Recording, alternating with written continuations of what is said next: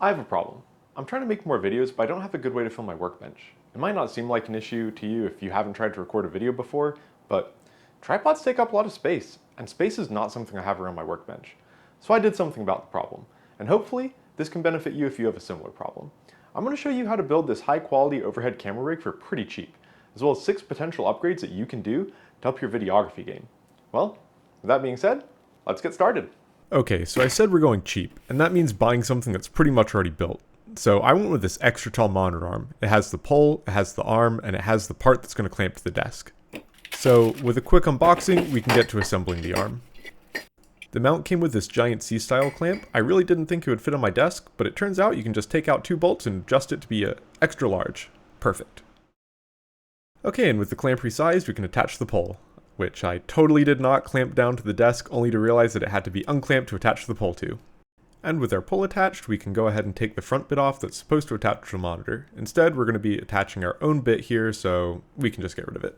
Alright, that's looking pretty good. Let's move on to attaching the crossmember. Okay, so I did use a fair bit of 3D printing in this project, but don't be put off by that if you don't have a 3D printer. There's only one part that you really need to make in this project, and that's the part that I'm holding in my hand. While a 3D printer would make this easier, you could totally make this out of like a 2x4 or something. You could use a vibrating multi-tool to cut the stump, and then to clear out the middle bit, you could use a Forstner bit or hole saw to hog out most of the material, and then clean it up with a handsaw or jigsaw. Probably use some chisels to get the final fitment just right. With that part made, we can attach our aluminum extrusion to the monitor mount. For this project, I'm using 3030 aluminum extrusion.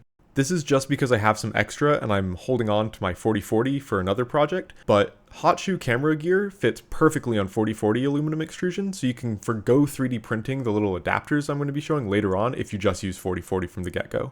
To be honest, I don't know what I was thinking here. I tried reusing part of that front bit as a nut for the bolt, but it stuck out crazy tall. I've been watching a lot of maker YouTube channels that are like resourceful and reuse a lot of stuff. Yeah, I had a nut in the other room, so I just went and put that on instead. To attach the camera, it's really easy actually. I'm just using a Arca Swiss mount. I have a similar plate on the bottom of my camera already. It's what my tripod uses. I figured out that these M5 bolts just kind of fit perfectly in there. If you tighten them down too hard, they'll start eating into the threads, but good enough. You know, on second thought, a little bit of super glue never hurt. Just to be safe. So to keep you up to date with the prices, the camera mount costs $20 and the aluminum extrusion would cost $25 for 700mm. You can get it cheaper per piece if you get a bigger pack though, and this stuff really is great to work with. So adding all that up, it costs $75 to get an overhead camera mount that really frees up the space around your desk and gets the tripod out of your hair. But we can do better. We can do a lot better. So first and foremost, the adjustability for height on the monitor arm uses this M8 bolt, which is fine, but it means anytime I want to adjust my camera up or down, I have to go find an Allen key. So let's fix that. This is an adjustable lever arm bolt from JW Winco. They're kind of like a McMaster-Carr specifically for handles, fasteners, and clamps. You're probably used to this if you have like a mid to high range tripod. Basically, you can lift it up and adjust its position.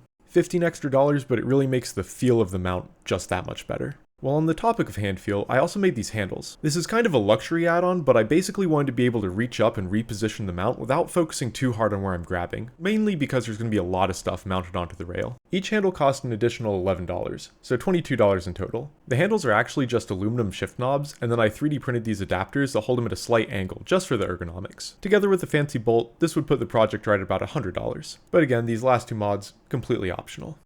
Now this next upgrade is all about the quality of video that you're getting, and that's lighting. Lighting is super important, and you never really have enough of it. So I got 2 of these little panel lights, and I'm pretty happy with them. They're battery powered, they charge over USB-C, and they have a pretty decent lifetime. They get adequately bright, and they have this little silicone soft sock over them that really helps diffuse the light. Not only can you adjust the brightness, but you can also adjust the color temperature, and then you can stick it in RGB mode and adjust the hue, saturation, and brightness. So with that, let's do a little side-by-side test and see how big of a change these lights actually make. So starting off, here's the lighting with my window open on a sunny day, and no other lights on other than a lamp in the corner of the room. Moving on, we have a panel light. Now this isn't the 2 panel lights that I just showed you, this is the panel light I use as a adjustable work light. Kind of similar to Adam Savage's build if you've seen that. It's good, but the lights don't move with the camera, so it could be better. Okay, so here's the 2 panel lights just on white. A lot better. The lighting moves with the camera so I don't have to constantly readjust it, and the brightness and color temperature looks, just that much better. But wait, there's more! I also said it could do RGB, so let's check that out. I left the panel light on so it wasn't too crazy. I probably won't use this, but it's cool to have the option if I ever want to. Okay, next mod. Let's talk audio. I do all my voiceover on a nice condenser mic at my computer, so I don't have a good way to capture the audio that's happening at my desk. To fix this problem, I picked up two Boya MM1 shotgun microphones. They're only $30 each. So you're probably wondering, why two microphones? Well, I want to do something called stereo imaging, which is basically where you record slightly different sounds in the left and right channel, and based on the placement of the mics, you get a slight 3D sounding effect when you have good calibrated audio equipment or you're using headphones. So without going into it too much, we're going to be using a NOS setup, N-O-S. To do this, the microphones need to be pointed 90 degrees from each other or 45 degrees from the camera lens, and the two tips of the microphones need to be separated by about 1 foot. So as you'd expect at this point, I made some 3D printed clippy things for the microphones that will go onto the rail. Pretending like you're looking head on at them, the Sharpie represents the lens of the camera, and the microphones will be tilted off 45 degrees to each side. We also need a special cable.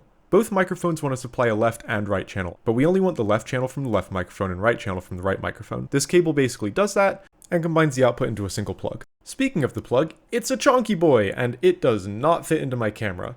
The easy solution was to buy the red cable, a 6-inch 3.5 to 3.5mm extension cord. It has a much smaller plug and easily fits into the jack on my camera. We'll do a quick audio test in a second, but here's what we're at so far. Man, it's starting to look really professional, at least in my opinion. To start off, we have our NOS configuration. This will probably work best if you're wearing headphones, but this should sound 3D to you.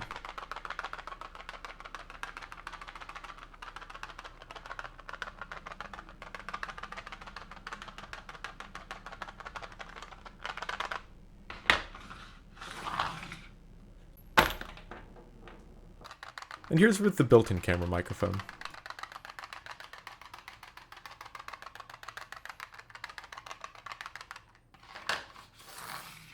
Probably sounds a lot more normal, like it doesn't have that 3D effect when you're wearing headphones. Side by side, the built-in microphone doesn't sound that bad. I did have to boost the gain a lot, and there's a radio station nearby, so when they broadcast, it does come through the camera, but you probably won't have that problem. You don't get the 3D effect, but yeah, you know, for what it is, I'd say probably the built-in mic's good enough. Okay, one last problem to solve. The mount's great, but it makes the camera a little inconvenient to use at times. For one, when the camera mount's raised up really high, this little screen's just really hard to see.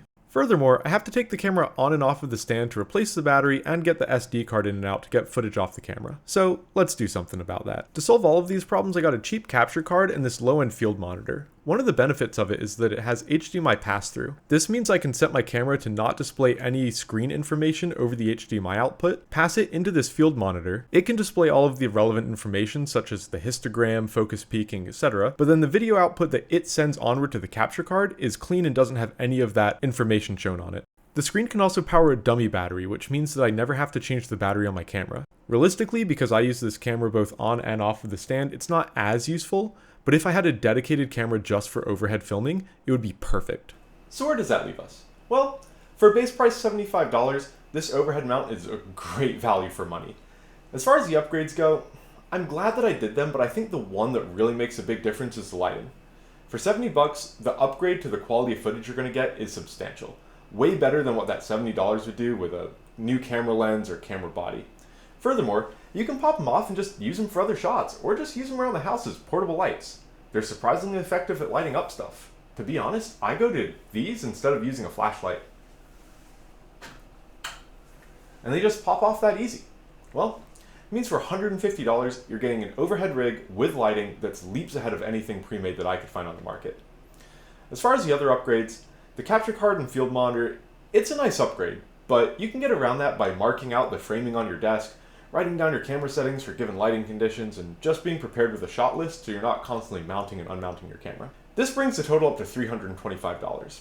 I don't really think that makes it a cheap camera mount anymore. It's definitely getting a bit more pricey. But the field monitor can be used for other things too. I keep it attached to the camera, so when I do a tripod shot, I can get the framing right, since my camera doesn't have the little flip around screen. The audio wasn't worth it in my opinion. I think it's fun to have, especially since I'm a bit of an audio nerd, but if your focus is just to record things that you're making, I would say save yourself the $60 and just use that on a project. Well, that's all I got for you.